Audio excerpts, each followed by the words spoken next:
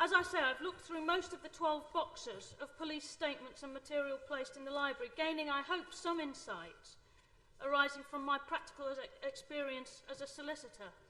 And my conclusions, having had a look, and their initial conclusions are these: that the South Yorkshire Police behaved abominably leading up to the Taylor inquiry. They orchestrated what can only be described as a black propaganda campaign, which aimed to deflect the blame for what had happened onto anyone other than themselves. They were not preparing a case for the inquiry, they were preparing a defence, and there is a subtle psychological difference. The fans, and we must remember that that includes the victims, and the club were the main targets. If one rereads Lord Taylor's report, his interim report, you can see that he implicitly agrees with that assessment.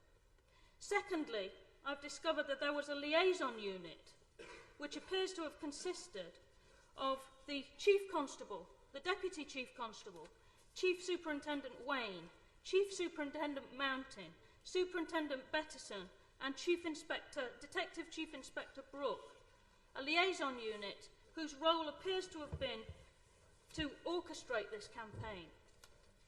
Thirdly, there was an incipient, systematic attempt to change police statements to emphasise the slant, the defence that they wished to develop, but that it failed because of the sheer volume of self-serving statements and the shortage of time before which they had to get those statements to the Taylor inquiry.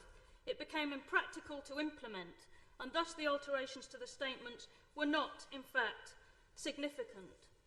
But Lord Justice Stuart Smith himself accepts that some of the alterations were not insignificant.